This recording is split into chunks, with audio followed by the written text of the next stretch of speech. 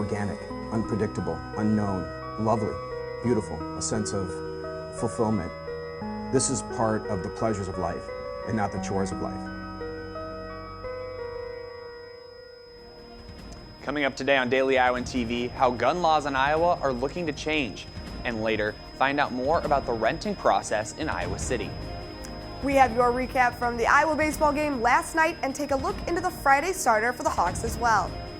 It's been a beautiful week in Iowa City, but rain showers are on the way. All that and more coming up. Daily Iowan TV starts now.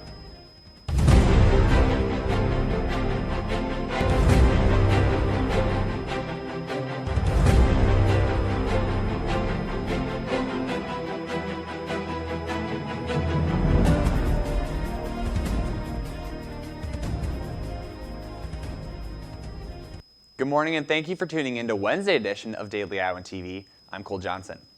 Iowans may be seeing changes to their gun rights in the upcoming weeks. House File 517 is expected to reach Governor Terry Branstad's desk sometime this week. If passed, the bill would create stand your ground laws in Iowa. It would also allow for concealed carry inside the Capitol building. Additionally, the bill would increase gun rights in other ways, such as allowing gun owners to give 5 years without a background check and protecting the confidentiality of weapon permit holders. Stick with Daily Iowan TV for further coverage on this progress of the bill. A bill was passed also Tuesday in the Iowa Senate that would ban the use of video cameras in government building bathrooms and other private areas. It was passed on a vote of 49-0 and will now move on to the House. This bill would see through that devices that can pick up audio or video could not record while in these spaces. Specific spaces would include bathrooms, locker rooms, and diaper changing areas. However, an exception would be made for hospitals where recording devices may be vital to the well-being of patients. White House Press Secretary Sean Spicer is under fire after making comments yesterday comparing Syrian dictator Bashar Assad's methods of torture to those of Adolf Hitler. He has since apologized and told NBC News, quote, to draw any kind of comparison to the Holocaust was inappropriate and insensitive, end quote. Despite his apology, Spicer is being looked down upon amongst policymakers and is even facing criticism from the Anne Frank Center for Mutual Respect, with directors saying he should be fired immediately. The president had not yet made any decision regarding Spicer's position. Vitamin C may be finding a new use in cancer treatments. Researchers at the University of Iowa are hoping that high dose of treatments of vitamin C will work to kill cancer cells in the body. Daily Iowan reporter Molly Shen spoke with some of the researchers testing this theory. Dr. Bree Allen is a radiation oncologist in Iowa City. He published a new study on mass sorting in the journal called Cancer Cell. The report shows that high-dose vitamin C used in patients with brain cancer glioblastoma multiforme and preliminary finding from phase 2 trial instead for non-small cell lung cancer. One way we're trying right now is to combine standard of care cancer therapy with high doses of vitamin C. So in lung cancer, we're looking to see, is that efficacious? Right now, Dr. Allen is trying to treat patients combine high-dose vitamin C to see it is safe first. Then he will analyze the data to see if it is working. The study wasn't powered statistically to see, are we seeing any benefits clinically? We do have a trend towards having improved outcomes. Dr. Space helped Dr. Allen analyze the collect data and put it in publication. He mentioned that Iowa had found to use vitamin C to treat cancer since 1979. We had a large group here studying redox biology and cancer since 1979 when Larry Oberle and Gary Bentner first published the free radical theory of cancer. This study gets a lot of attention, and for the future, it still have a lot of place to achieve in the next 5 to 10 years. Molly Shen, Daily Iowan TV. Well, Afe, it's really been great outside. I'm loving the 70-degree weather. Are we expecting more of that in the upcoming weeks? Let's toss it over to Afe Ironrow in the weather studio, for more. Yes, Cole, the weather has really been great the past few days, but taking a look outside, you can still see clear skies and the sun is out. Later in the day, the clouds will start forming. This afternoon, temperatures will be up to 70 degrees with mostly cloudy skies. As we near evening, temperatures will drop down to 51 degrees with an 80% chance of rain showers.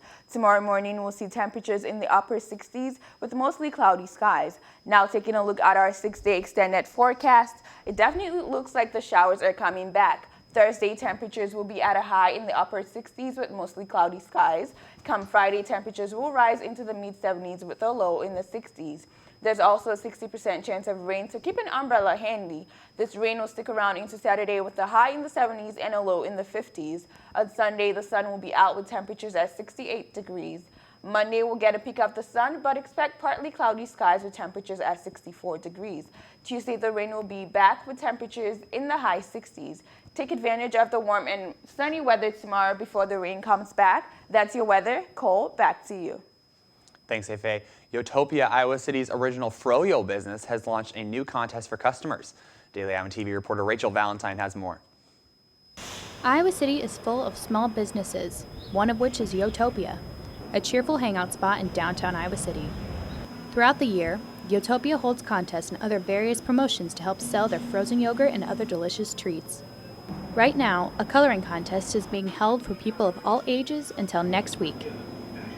So we just launched our Froyo coloring contest, and so we have these little coloring sheets that the kids or older kids can pick up and color and leave us their name, and if they tag us on Facebook or Instagram, they can be entered to win a $10 gift card, and it's just a way to get people excited about the spring and about Froyo season. After the gloomy weather we've been having, a $10 gift card for frozen yogurt can help brighten a student's day. I got Fluffernutter. It was pretty good, and I got a ton of fruit because, I don't know, summer is happening now, so it's just like a happy springtime and you just want to eat a lot of fruit. Not only can the $10 gift card be put towards frozen yogurt, but other Utopia merchandise as well. I think the coloring contest is getting the kids excited as well as even some college students. People are coming in and coloring all the pictures. They get to join in on the contest, and it just gets them excited for the springtime and the summertime. Reporting from Utopia on the University of Iowa campus, I am Rachel Valentine with Daily Iowan TV. Renting an apartment or house for the first time can be confusing. One event helps students understand every step of the renting process. Reporter Mackenzie Cooper has more. With the spring semester quickly coming to an end, many students are in the process of finding a place to live in the fall. For students moving out of the dorms, the search for an apartment or house can be intimidating and confusing, especially when renting for the first time. Well, since I'm like a first-year student, this is my first time ever renting a place, so I don't know much about like the process or like what to expect or like anything that I should look out for when I'm looking at signing my lease. And while signing a lease for the first time can be super intimidating, the university offers services to make students feel more comfortable when they may feel like they're signing their life away. Renting 101, an event hosted by the Student Legal Services on Monday night, helps students understand all the aspects of renting. In a presentation and question-answer format, an attorney from Student Legal Services went over what students should know about renting, from finding the right place to live to tenant rights. We want to teach the tenants how to be good tenants, but also recognize what the landlord's responsibilities are so that the landlords don't take advantage of them. Student Legal Services will also assist students throughout the year if they have any legal problems or questions regarding their living situation. Reporting from the Iowa Memorial Union, this is Mackenzie Cooper, Daily Iowan TV. And now we're actually going to toss it over to the sports studio with Liv Corbett standing by to tell us more on Hawkeye athletics. Liv? Thanks, Cole. Yep, crazy to think spring sports are almost halfway through their seasons, and spring football will be wrapping up a week from this Friday as well. So time is definitely moving quick here. Moving on to another spring sport, last night Iowa baseball earned its 20th win of the season. Losi Rodin has your recap. The Hawkeyes bounced back from their weekend series loss against Northwestern when they took on Western Illinois yesterday, taking the game 4-1. Iowa was led on the mound by pitcher Elijah Wood in his first start as a Hawkeye.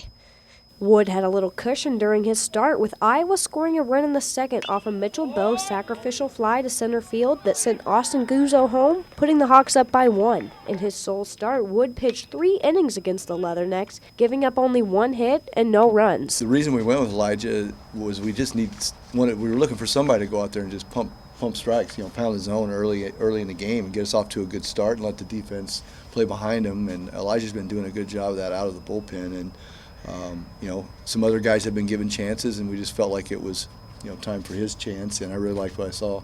Wood's strong performance on the mound was accompanied by good at-bats by designated hitter Austin Guzzo. Guzzo had a run in the second and then an RBI in the fourth, but Guzzo attributes this game to the hockey rink rather than the baseball diamond.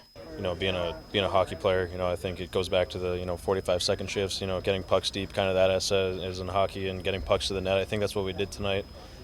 Did well. I think we got guys on base, trying to get guys over and executing with guys in runners in scoring position. It's the same thing, getting pucks to the net and wearing down the defense like we wore them down. The Hawks wore down the defense by RBIs from Guzzo and Matt Hoig in the fourth. However, the Leathernecks responded with a run in the fifth, and in the sixth, another RBI from Hoig gave Iowa the 4-1 advantage and win. Iowa is hoping to build off this momentum as they head into the weekend. After what happened over the weekend, we need to get this win so that way we can get ready for Nebraska, and then we got 2 days of practice to clean some things up and get ready for the weekend again.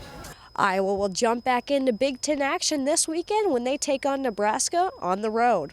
Reporting from Duane Banks Field, this has been Lucy Rodine, Daily Iowan TV Sports. Iowa and Nebraska are both 20-11 on the season, so this weekend's matchup should be a good one. The softball team also came away with a win last night after beating UNI 4-2. They will now face off against the Cornhuskers today in a doubleheader starting at 3 p.m. Tune in tomorrow for those results. And one Hawkeye that will make a big impact this weekend is the Friday starting pitcher who continues to prove himself on the mound. Taylor Van Fleet has the story. Nick Gallagher had a breakout season for the Hawkeyes in 2016.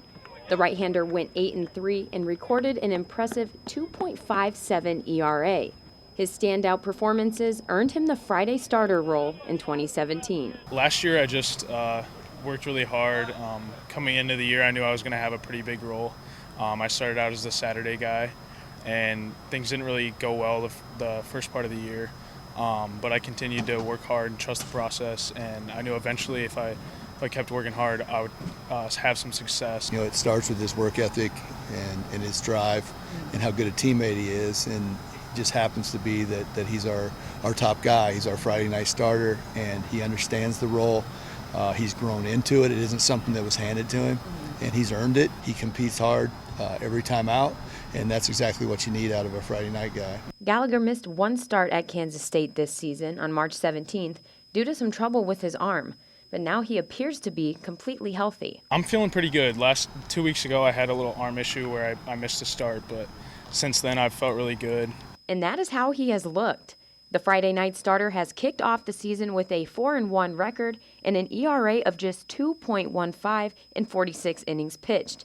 Gallagher will stick with his game plan to keep helping the Hawks win. Just executing pitches, whatever the scouting report says, just going out there and executing pitches and competing, not giving up free bases, that'll always work. Reporting for Hawkeye Baseball, this has been Taylor Van Fleet, Daily Iowan TV Sports.